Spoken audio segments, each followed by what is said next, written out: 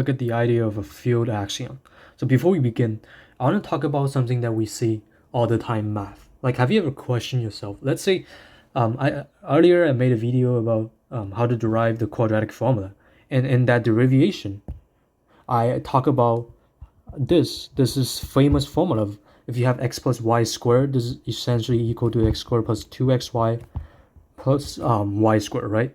But how do I know that this is true? I mean, I just basically use this fact when I'm trying to prove quadratic formula.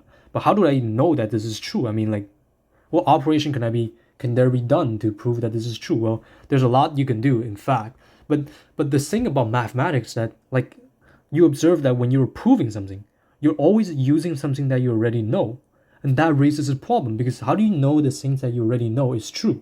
So to prove the things that you already know, you need some things before you already know to prove, like every time you prove something is established on some kind of existing fact, right? So it's like a reduction, kind of like a process. It's like I'm trying to prove A, so I use theorem B. Then how do I know theorem B is true? Well, theorem B is true because of theorem C, right? Theorem C is true because of proposition D, right? But like, you see that you keep going down, going down, going down. There's gotta be some kind of fundamental mathematical facts that we gotta just admit that it's true. And those are what we call our axioms, right? Because we cannot expect ourselves to prove every single algebraic identity from the scratch. Like, we just, like, if you keep going down that road, like the example that I just said of proving one using another, eventually you're gonna get to some kind of bottom line, and we call those bottom line axioms. So those are the basic fundamental rules that we just admit that it is true.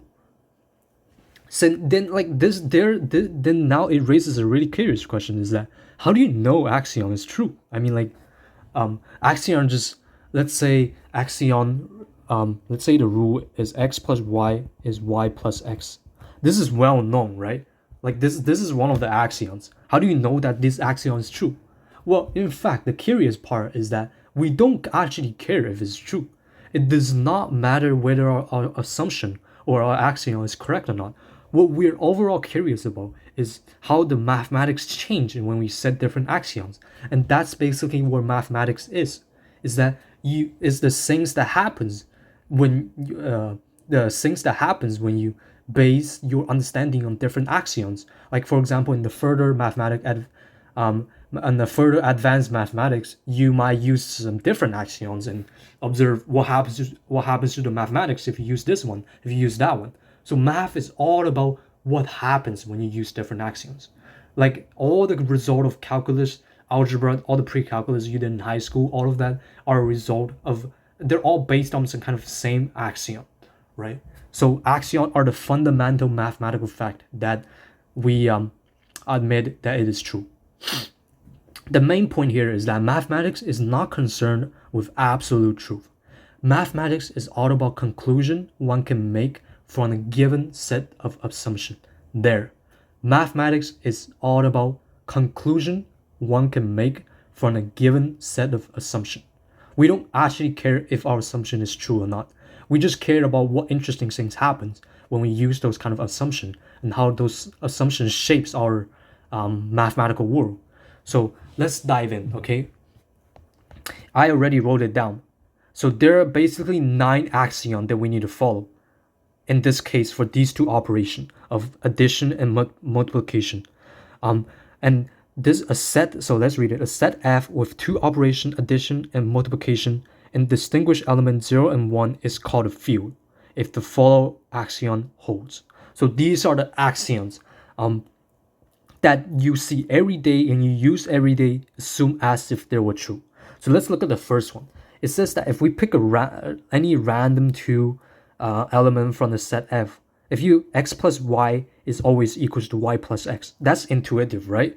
It's like if you say 5 and 6 are just element of F, 5 plus 6 should be equal to 6 plus 5, which is indeed true because 5 plus 6 is 11, 6 plus 5 is 11, right? So this one is indeed true. So it's like one of those fundamental things that you ignore all the time when you do mathematics, and that's one. And the second is that if we have x, y, z, it's the same thing. Well, 5, 6, 7, which correspond to x, y, and z, are element from F. Well, 5 plus 6 plus 7 should be equal to, 5 plus bracket 6 plus 7 should equal to 5 plus 6 bracket plus 7, right? It makes sense. And the third one is that there is an element 0 in set F such that when you plus this 0 to your chosen element of x, it's going to give you x. Well, in the real number system, let's say we have 6, right? 6 is real number, and 0 is always also real number, and 6 plus 0 is 6. So this axiom holds in the real number system. And then that is also one thing that you talk about all the time, is anything plus 0 is always itself, right? Is another fundamental axiom that you ignore all the time. And then number 4 will be that there will be some element negative x in F such that there's, for every x in F, if you plus them together, it's going to give you 0. Well, same example, in a real number case, let's say 7, right? 7 is a real number, and there exists a negative 7 in real number, such that when you plus them together, 7 plus negative 7 should give you 0. See, this axiom hold in the real number system as well. In fact, all of the axiom that you're going to see here all holds in the real number system.